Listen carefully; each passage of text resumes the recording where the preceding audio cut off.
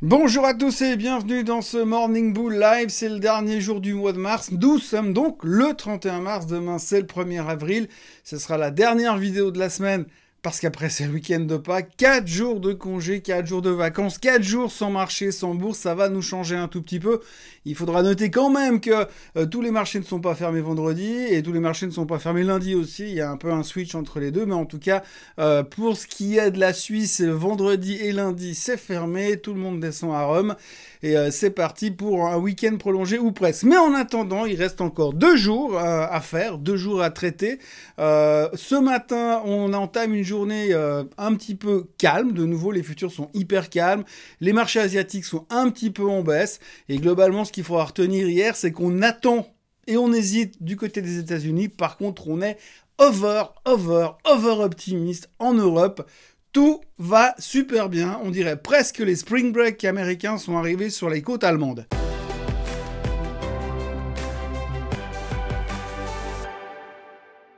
Donc optimisme en Europe hier, les bons chiffres économiques aux États-Unis. Hier, on a eu un consumer confidence qui était meilleur que prévu, les chiffres de vaccination qui vont bien, le stimulus massif, le nouveau stimulus infrastructure massif qui va arriver aux États-Unis, ça va être génial. Et donc nous en Europe, on est super contents. Le DAX explose, le CAC explose. Le CAC est au bord de péter la résistance des 6100 points sur le CAC 40. Et le DAX, alors lui, il s'envole, 15 000 sur le DAX, on ne s'arrêtera plus jamais. À voir comment ça se passe en Europe, on a l'impression que tout est ouvert, que c'est la fête partout, dans tous les coins, que ça rigole, les terrasses sont ouvertes, les restos sont ouverts, il n'y a absolument pas de risque de confinement, les chiffres du Covid sont sous contrôle, tout va super bien. En tout cas, ça, c'est l'impression que ça donne. Pour l'instant, c'est pas du tout le cas dans la réalité. Mais on s'en fout. Visiblement, il y a deux mondes. Il y a le marché et la réalité. Pour l'instant, le marché européen est concentré sur le marché et le fait que finalement, les entreprises vont bien. L'économie semble ne pas aller si mal que ça. Une économie sous-jacente, sous confinement européen. Ça a l'air de fonctionner quand même. Donc, gros optimisme en Europe. Aux États-Unis, c'est un tout petit peu différent. On attend de voir ce que Joe Biden dit, le Messie, va nous annoncer cet après-midi. Les détails de son plan d'infrastructure, 3 000 milliards de nouvel argent qui va arriver sur le marché, sur le secteur des infrastructures. La rénovation du pays après un an de guerre contre le Covid. Enfin bref, on attend d'avoir les détails. En attendant ça, le marché ne fait rien. Assez étonnamment, parce que quand on regarde ce que fait notre ami le 10 ans, le rendement du 10 ans, qui est en train de passer à nouveau en dessus des 1,7% de rendement, c'est un truc qui, il y a 10 jours, nous aurait fait très très peur. Aujourd'hui, on s'en fout.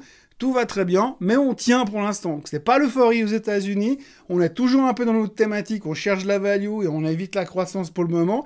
Mais le marché attend de voir ce que son maître, son dieu, son guide va lui annoncer cet après-midi pour savoir si on peut continuer à aller plus haut et enfin casser ces 4000 points sur le S&P 500. Donc je vous parlais de chiffres économiques tout à l'heure. Donc effectivement, il y a eu le Consumer Confidence hier. Aujourd'hui, il y aura les chiffres de l'emploi ADP aux États-Unis qui sont un peu l'antichambre des chiffres de vendredi qui seront les non-farm payroll, le taux de chômage et la création d'emplois aux États-Unis.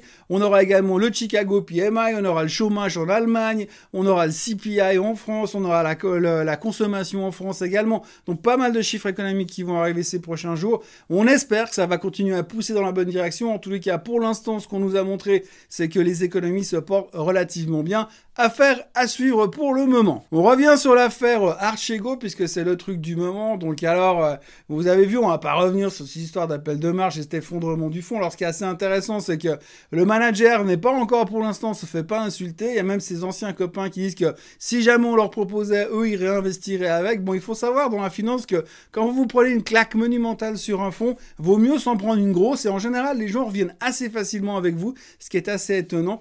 Mais bon, bref, globalement, donc... il y a une grosse correction là-dessus, beaucoup d'interrogations au niveau de ce qui s'est passé, au niveau du risk management, au niveau de l'exposition que les banques avaient, parce que quand on voit que Nomura a annoncé une perte de 2 milliards sur l'affaire Archegos, on peut se poser des questions. On a notre ami le Crédit Suisse qui ne veut pas annoncer combien ils ont perdu, mais on parle entre 2 et 4, voire un peu plus. Donc grosso modo, on pourrait estimer une perte globale dans l'histoire entre 6 et 9 milliards de dollars sur cette histoire-là. Donc on se pose beaucoup de questions. Puis alors, évidemment, les politiciens politiciens s'en mêlent, et donc on a Elizabeth Warren, la pourfendeuse ou la pourfendrice des institutions financières, qui demande des réglementations, qui demande des contrôles supplémentaires. Enfin, comme à chaque fois qu'on fait un truc, il y a un problème dans le monde de la finance, tout le monde saute au plafond, tout le monde roule par terre, tout le monde tape des poings, tout le monde se tape le visage, tout le monde hurle à la mort, pour qu'il faut tout changer. Et puis finalement, dans 2 ans, on refera les mêmes histoires, on aura de nouveau les mêmes erreurs qui vont être faites, et puis probablement que le Crédit Suisse sera de nouveau dans une gonfle comme d'habitude. Bon bref, donc globalement, quelque chose d'assez spectaculaire là-dessus, beaucoup de blablabla autour, mais fondamentalement, ça a l'air de se calmer, et les gens sont relativement sereins pour la suite. Apparemment, il n'y a pas l'air d'avoir d'autres fonds qui sont embrigadés dans ce genre de thématique, mais on pourra se poser des questions à l'avenir sur le contrôle de ces CFD, sur le contrôle que les banques vont mettre sur ce type d'énormes clients. Autre affaire dont on parle beaucoup aujourd'hui, c'est l'affaire ARKX, c'est l'ETF Space de Cathie Wood qui vient de sortir. Alors beaucoup de bruit, on a regardé un peu la composition ces derniers temps, beaucoup de gens se posent des questions. Il y a Jim Cramer de CNBC qui se pose pas mal de questions sur la composition de cet indice. Il estime même que cet indice, ce tracker n'a aucun sens, ne devrait même pas exister. Il explique, vous le voyez sur la photo, les raisons pour lesquelles il pense qu'il faudrait pas avoir ce tracker, cet ETF dans le marché. Cathie Wood, quand on regarde, c'est vrai que quand on regarde un petit peu la composition, on peut se poser des questions. Il y a déjà la deuxième plus grosse position est un autre de ces fonds à elle sur le 3D printing, sur l'impression 3D. On peut quand même se poser des questions s'il n'y a pas une double couche de frais déjà rien que sur ce côté-là. Et puis à côté de ça, il y a deux, trois positions. Il y a Netflix à l'intérieur de l'ETF Space sous prétexte que si l'espace va bien, il y aura des satellites dans l'espace, et comme il y aura plus de satellites dans l'espace, Netflix pourra avoir plus de clients. Donc voilà, il y a pas mal de positions qui sont un petit peu douteuses, et beaucoup de gens sont en train de se poser des questions si Madame Cathie Wood n'est pas simplement en train de profiter finalement de sa notoriété pour faire tout, et surtout par moment peut-être, je dis bien n'importe quoi. L'idée du jour...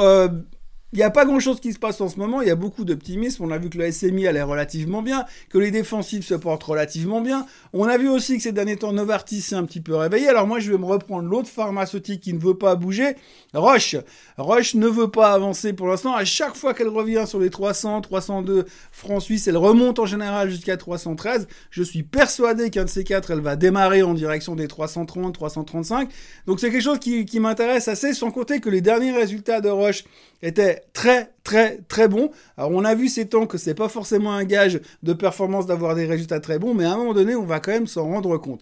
Alors pour l'instant effectivement, eh bien comme je le disais ces derniers jours, les pharma qui ne sont pas dans le vaccin Covid, eh bien ils performent un peu moins bien que les autres. C'est vrai qu'aujourd'hui si vous n'avez pas un vaccin Covid dans le monde de la pharma, vous êtes rien, puisque je le rappelle, le Covid est la seule maladie du monde qui existe, il n'y en a plus d'autres à côté. Donc du coup les gens se concentrent uniquement sur ceux qui ont du vaccin Covid. D'ailleurs Pfizer a annoncé aujourd'hui le travail d'un nouveau vaccin sur lequel ils font le même vaccin, mais ils vont le réduire en poudre.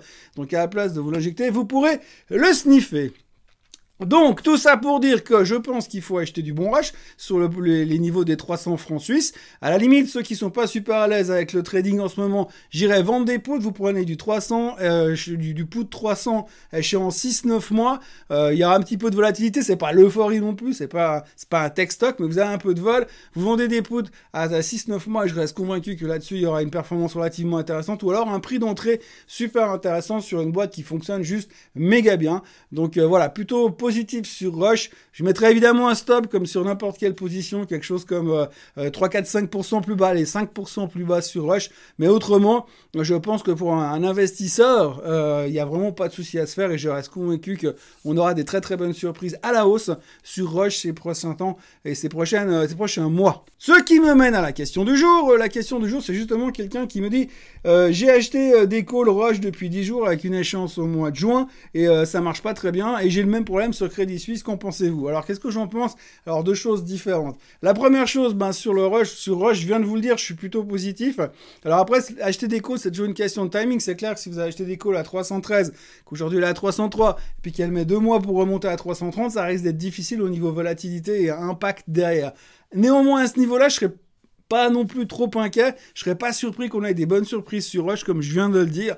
Donc peut-être serrer un petit peu les fesses, mais à un moment donné, il faudra prendre une décision si on venait à casser, comme je viens de le dire, si on faisait on allait vraiment beaucoup plus bas, en dessous des 290 sur le bon rush, il faudra se poser beaucoup de questions. Et c'est vrai que malheureusement, encore une fois, pour les raisons que j'ai expliquées juste avant, eh bien, c'est difficile pour ces pharma qui ne sont pas aussi actives dans le Covid que d'autres. Pour ce qui est du Crédit Suisse, alors, à situation particulière, le Crédit Suisse qui s'est fait juste démonter il y a 3 jours à cause de l'histoire d'Archegos. Là aussi, on vient d'en parler. À un certain moment, évidemment, la perte qu'ils vont annoncer est spectaculaire. Pour l'instant, ils veulent pas la donner, mais comme on entend les bruits, ce serait plutôt entre 2 et 4 milliards. On va compter 4 milliards pour compter large. C'est clair que le trimestre du Crédit Suisse est foutu, globalement, même si le début d'année pouvait être bon. Là, c'est clairement nettoyé. Ça tombe bien parce que le management, il vient juste de toucher les bonus. Donc, du coup, on pourra au moins pas leur reprendre ceci. Donc, du coup, eh bien, on peut se poser pas mal de questions. C'est clair qu'à ces niveaux-là, si on fait exception de cette crise, je veux dire, à un moment donné, ça devrait remonter. Maintenant, ils ont quand même beaucoup de casseroles en ce moment. Donc, on a Greensill Capital, qui a aussi une autre problématique qui leur pèse sur le dos. On a Archegos qui leur pèse sur le dos. Donc, probablement, rien que sur ces 2 histoires, ils ont perdu beaucoup d'argent.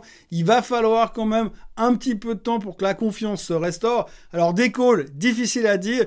Le titre, avoir du Crédit Suisse sur les 10 balles pour attendre une résurrection comme ils ont chaque fois fait. À chaque fois qu'ils ont eu des problèmes, le Crédit Suisse, ils se sont fait massacrer. Ça met 6-8 mois, mais le titre repart. Donc, c'est un grand classique. Il faudra trouver un bon niveau d'entrée. Par contre, c'est vrai que momentanément, ça risque de prendre un peu de temps pour rebondir. Donc, selon l'échéance de vos calls, il va falloir prendre une décision qui sera un peu un crève-cœur parce que j'imagine assez mal le Crédit Suisse rebondir immédiatement après ces histoires. Je vois mal quels pourraient être les catalystes. Alors, encore une fois, sur 12-18 mois, je pense qu'on reverra les 13 francs. Mais pour l'instant, ça risque d'être un petit peu embêtant à court terme. Voilà tout ce qu'il y avait à dire aujourd'hui,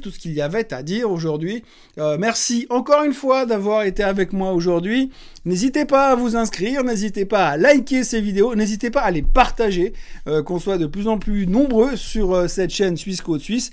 Quant à moi, je vous retrouve demain à la même heure et au même endroit pour conclure la semaine, cette semaine raccourcie. Très bonne journée à tous. Bye bye.